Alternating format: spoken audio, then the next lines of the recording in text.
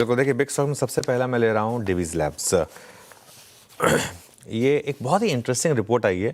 Okay. और मैं ये ध्यान रखिएगा डे कॉल नहीं है, लेकिन अगर आप लंबा नज़रिया रखते हैं ना, तो Divi's can be one of the stocks of the year.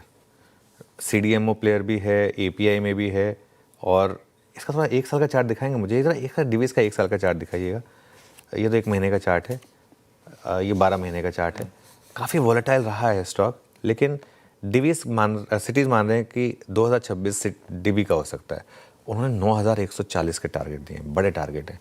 और इन्फ्लेक्शन पॉइंट मान रहे हैं वो इसको, क्योंकि काफ़ी स्ट्रॉन्ग पाइपलाइन इनकी अगले 12 महीने के लिए। और इस वजह से ये, हालांकि बीच बीच में चुनौतियाँ आएंगी, ये भी कह रहे हैं इसके लिए। अगेन ये डे कॉल नहीं है, लेकिन अगर आपका थोड़ा सा लंबा नज़रिया है, ये एक स्टॉक हो सकता है। और एक ऐसा स्टॉक जिसने हर लेवल से आपको पैसा बना के दिया है। मतलब आप आईपीओ के टाइम से इसका ट्रैक रिकॉर्ड उठा के देख लीजिए। ये स्टॉक आई थिंक 500-600 गुना हुआ है मेरे ख्याल से आईपीओ के टाइम से। और इनका ये मानना है कि यहाँ पर जो FY 25 से 30 के दौरान इनका रेवेन्यू रेबिटा आशीष 3 गुना और 4 गुना हो सकता है। इस लेवल से सोचिए, कंपनी 3 गुना या 4 गुना कर सकती है। तो इस वजह से ये पहला स्टॉक है जिसको ग्रीन में लिया है। सेल के अपडेट अच्छे हैं, शानदार है एक्चुअली सेल के अपडेट। और दिक्कत एक ही है, बस सेल बैन में है। लेकिन इसके लिए थोड़ा सा हो सकता है कि आपको केयरफुल रहना पड़ेगा, क्योंकि आप हेज नहीं कर पाएंगे सेल को। लेकिन अपडेट अच्छे हैं, प्लस कमोडिटी साइकिल अच्छी चल रही है, तो इस वजह से। लेकिन ये बैन में है, इस चीज़ का ध्यान रखिएगा। तो अगर आप कैश में उस हिसाब से ट्रेड कर सकें विदाउट हेज, वो आपको फिर रिस्क लेना पड़ेगा। इसके अलावा आप लेकर आइए एक बार मारुति को मैं ग्रीन में ले रहा हूँ। अगेन एक ऐसा स्टॉक जिसने बहुत शानदार नंबर्स डिलीवर करें, हमेशा पॉजिटिव सरप्राइजेस डिलीवर करें। आज HSBC की एक बुलिश रिपोर्ट आई है, 18,500 का टारगेट है। 40% तक इनका मार्केट शेयर वापस पहुंचा है। आगे का डिमांड आउटलुक भी अच्छा बता रहे हैं ये। इस वजह से एक रिस्क रहेगा, कमोडिटी अगर जो इतनी बढ़ रही है उसकी वजह से अगर मार्जिन पे प्रेशर आया, वो एक रिस्क रहेगा मारुति के लिए।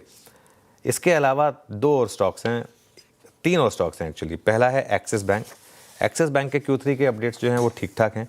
ग्रॉस एडवांसेस 14% बढ़े हैं, डिपॉजिट 15% बढ़े हैं, कासा 14% बढ़ी है। अपडेट्स अच्छे हैं एक्सिस बैंक के। कोटक बैंक के भी अपडेट्स अच्छे हैं, लेकिन कोटक बैंक के केस में एक चीज़ मैं कहूँगा, गैप अप मत चेज़ करिए। ये उस तरीके का स्टॉक है जिसमें अगर आप गैप अप चेज़ करेंगे तो शायद थोड़ी तकलीफ हो जाएगी। लोअर लेवल पे मिले तो बेटर है, लेकिन अपडेट्स अच्छे हैं कोटक के भी। और अब ऑब्वियसली कोटक में ध्यान रखिएगा, एक नई मैनेजमेंट भी है, तो उसका भी एक थोड़ा सा आपको एक इम्पैक्ट देखने को मिलेगा। ट्रांजिशन पूरा हो चुका है मोर और less. Net advances, deposits, CASA सब में ठीक ठाक यहाँ पर नंबर्स हैं। आई थिंक मैंने एक और स्टॉक इंडसइंड बैंक बोला था आपने यहाँ पे discuss हाँ, इंडसइंड मैंने बोला था। देखिए इंडसइंड पर मैं थोड़ा सा एक बोल्ड व्यू ले रहा हूँ। मैं इसको न्यूट्रल ले रहा हूँ। मैं क्यों न्यूट्रल ले रहा हूँ? अगर ये गैप डाउन खुले तो अपॉर्चुनिटी होगी। गैप डाउन पे शॉर्ट मत करिए इसको।